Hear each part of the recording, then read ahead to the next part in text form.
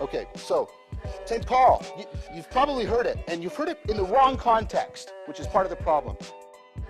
You've been at a wedding, and they read from St. Paul, you know, Corinthians, the great hymn to agape. And first of all, they start reading it at the wrong place. There's a preface before Paul starts, and he says, "Now I will show you the most excellent way." He's talking about a way of being.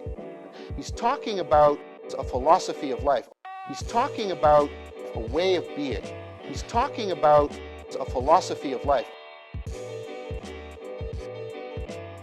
And then he does the big hymn.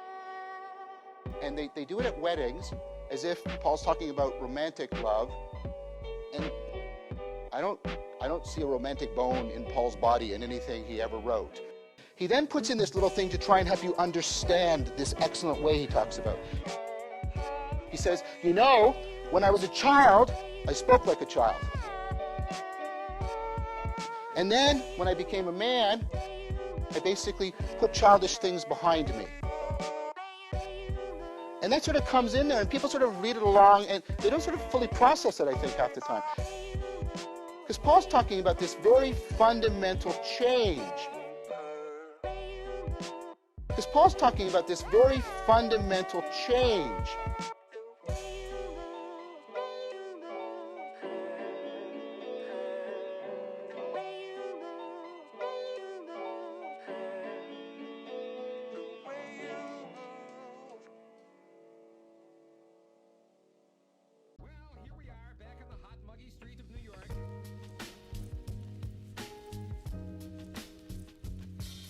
When Spencer was like 4 or 5, Spencer just made this really amazing announcement.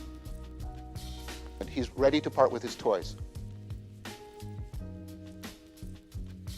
He's ready to part with his toys. Wow. You know, it's like somebody's, it's like an adult saying, I've decided to climb Mount Everest.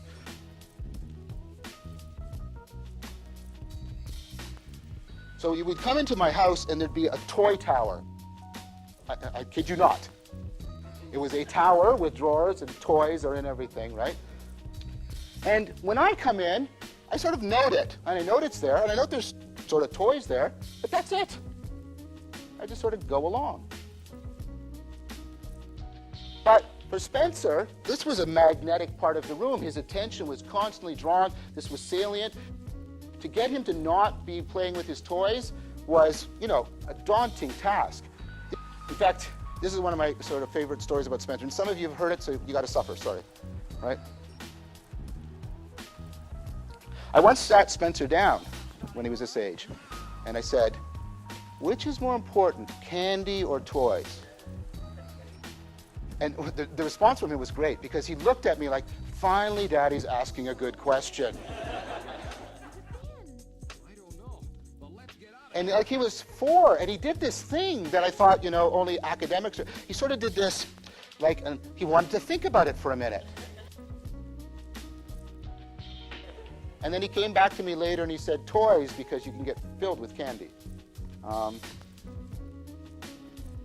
So I thought, wow, that's a good answer. That's a thoughtful answer. But notice the difference for him.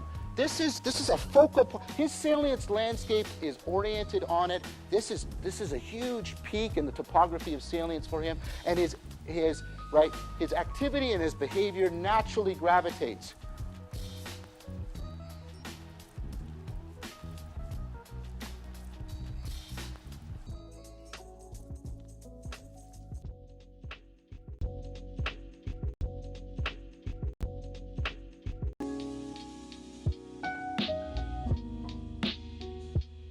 I have a different salience landscape. The toys I'm aware of the toys, they're there, right? But my salience landscape is very differently, so I'm naturally oriented to other behavior, right? I'm turned in that sense, and that's just the metaphor of metanoia, also in the Christian, right?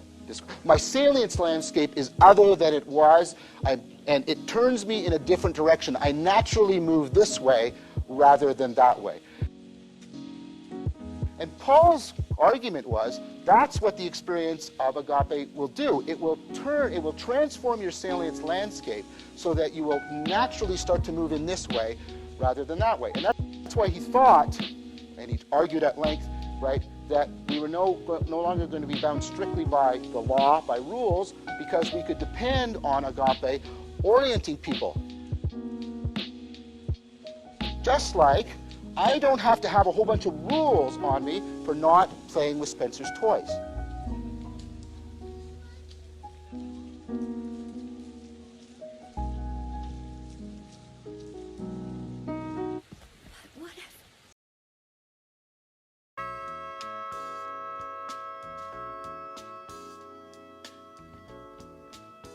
Okay.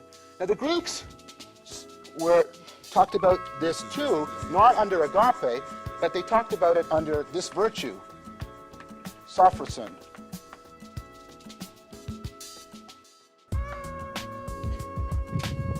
This doesn't translate into English. The English translations are deeply misleading.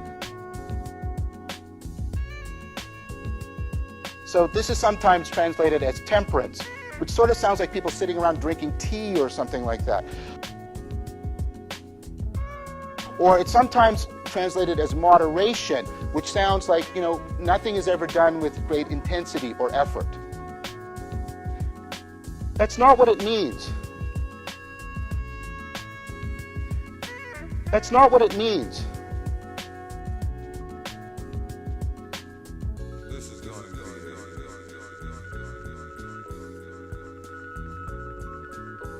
Right?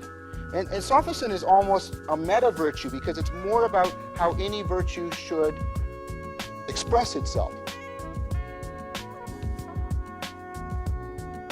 So compare two things and think about the connection to what I did with the Spencer example. You have one individual that comes into a situation and they know that they can lie, and if they do, right, they will get a great advantage.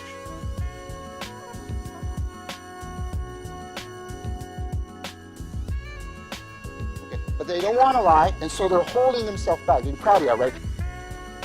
They're restraining themselves like this. Right? Now compare them to another individual that comes in, that's in their awareness that they could lie, but they don't really care about it. It's not salient in any kind of powerful way. It's not drawing their attention. They don't have to sort of hold themselves back. They're just naturally oriented in another way. So they don't lie. So both instances, people don't lie. In both instances, the people have the knowledge sort of what the lying could do and how it could benefit them. But what the Greeks argued is we tend to find the second person as a clearer instance of being honest rather than the first.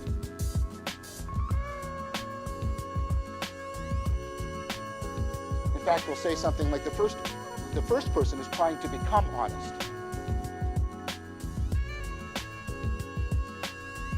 The second person actually is honest, right?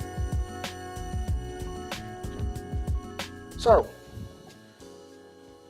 what is going on here is I'm trying to suggest to you that, as Paul did, that's what agape does for us.